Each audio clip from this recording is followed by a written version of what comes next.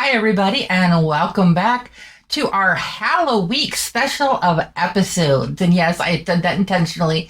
It's Halloween because this week is Halloween, All Hallows Eve.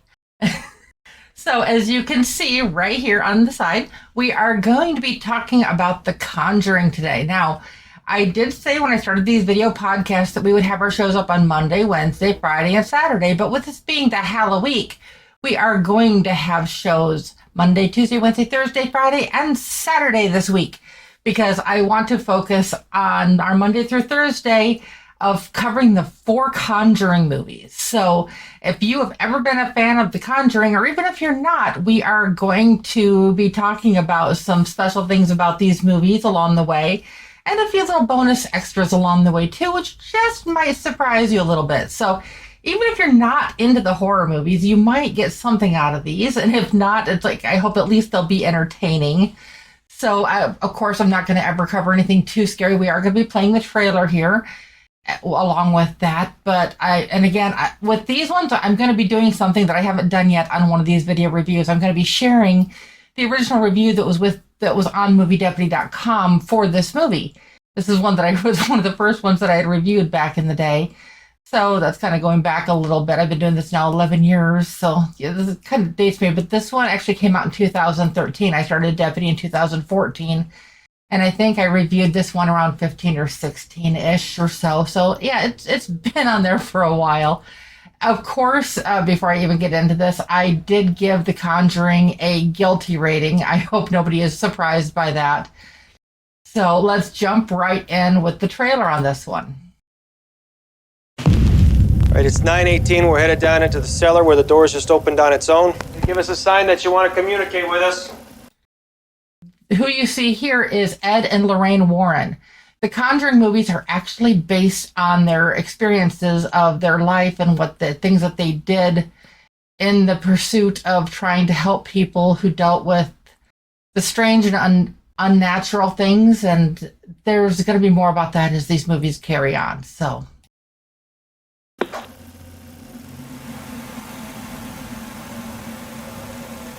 Nothing.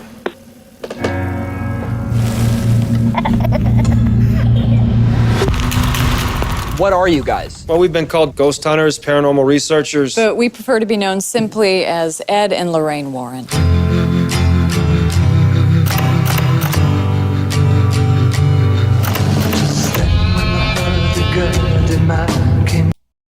Some of you may recognize that are watching along with the video that it did just show the Amityville house, and there's connections to that as well, but not with the 4 Conjuring movies that we are going to be covering over the next couple days. There's someone here that would like to talk to you. There's something horrible happening in my house.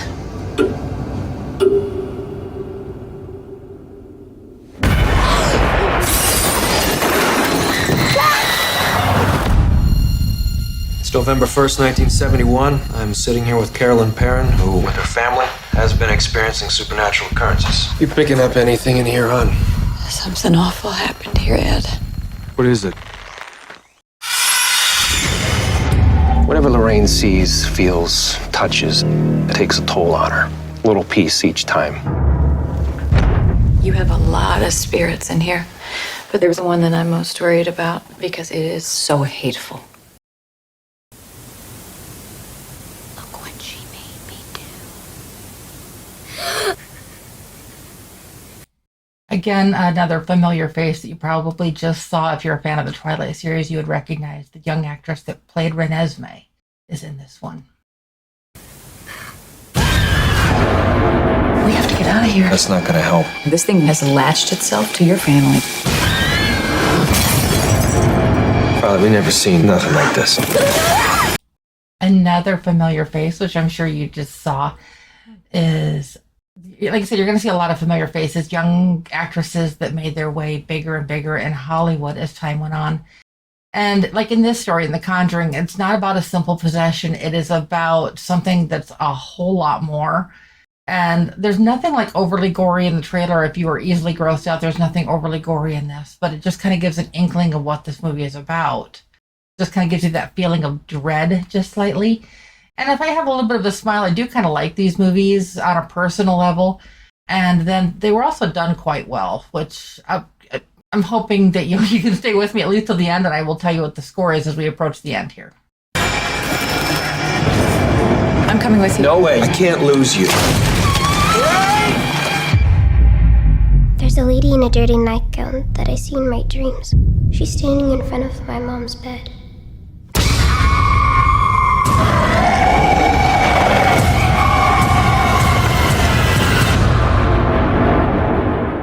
Do you want to see him? Yeah? When the music stops, you see him in the mirror standing behind you. Look what she did.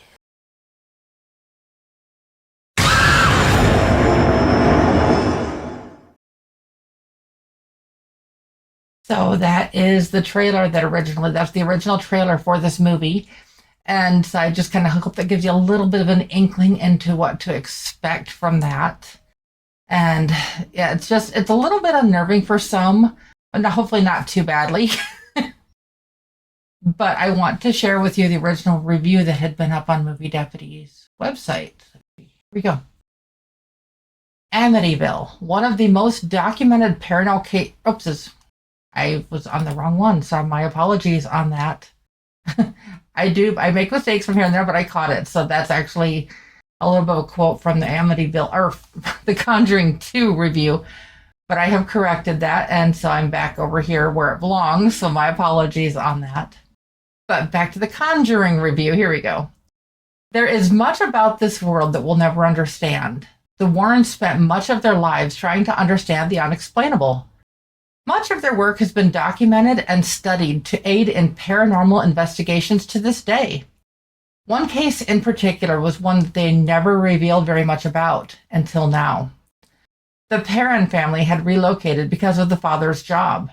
Everything seems fine at first, but there are warning signs from the very beginning. Soon, strange things begin to happen to the family. When a tragedy strikes a little too close to home, they begin to look for answers. With the help of the Warrens, they soon begin to unravel the reasoning behind what is happening. Only it's much darker than they ever could have imagined. This is a rarely seen glimpse into the Warrens' darkest files. The story itself is based on a true story. Stay through the credits for actual photographs and articles about the Perrons and the Warrens. Come prepared for something like you could have never imagined. This will stay with you long after the credits have finished rolling. Are you prepared? Only you can know for sure. And a quote by Ed Warren that's in the credits as well is, "Diabolical forces are formidable. These forces are eternal and they exist today. The fairy tale is true. The devil exists. God exists. And for us as people, our very destiny hinges upon which we elect to follow." Again, that was an actual quote by Ed Warren himself on that. So that just kind of goes into a little bit more depth on that. So I appreciate that they kind of introduced like some of the things that were actually happening as this was going on. So I'm trying to get back here to my main screen. There we go. And I just read that review to you directly off of Movie Deputy's website. And as you can see, this is the poster right here for the original movie. And I want to show you what I did with the podcast image for that as well. Let's take the poster away and we're going to pop up the podcast. As you see, I didn't really change this one a whole lot. I just kind of mainly just shrunk it into the square size. But for this movie, these are the types of movies that people are going to carry with them, like I said, long after the credits are done rolling, because these are actually based on true stories. There's a lot of things that work here, and like Ed Warren says, the fairy tales are true. The devil exists, God exists, and he has experienced things that have proven that to him time and time and time again. So if you are really wanting to spend the whole Halloween getting ready for the ghosts and ghouls that come out on Halloween, and of course I make a joke out of it. I used to dress up and go actually trick-or-treating with our son when he was younger. Now, I'm not talking just where I walked I mean, when he was little, it's like we would walk with him, and we'd stay out on the sidewalk, and he'd go up to the house and get trick or treat, get the candy, and come back. And he was so excited. When he got into his teenage years, I'll be sharing some little fun things like this about Halloween as we go through the Halloween week here together. But through his teenage years, I actually dressed up with him, and we went door to door together and doubled the candy. And that was kind of awesome. And I'm the same way. It's like, if you come to my door, I don't care if you are a baby in a stroller or needing to be carried or what age you are. If you come up to my door and you ring the doorbell or you knock and you're getting candy. It doesn't matter if you're 1 or 101, you're getting candy. So I at least honor that. Last year we had about 154 kids come to our door, or 154 people, but most of them were children. Probably less than 10 of them were adults. But it was just a lot of fun. And adults, I'm talking like the upper teenage ones too. It's like we're known as what's called a quote unquote a good candy house. So I like that designation. So if this is one that you've been kind of curious about seeing, I would love to know your thoughts on it. Of course, I always welcome commentary, whether it's on the videos here on YouTube or whether or not it's directly to our email, which is moviedeputy@gmail.com, or even the contact us page on the website itself on moviedeputy.com.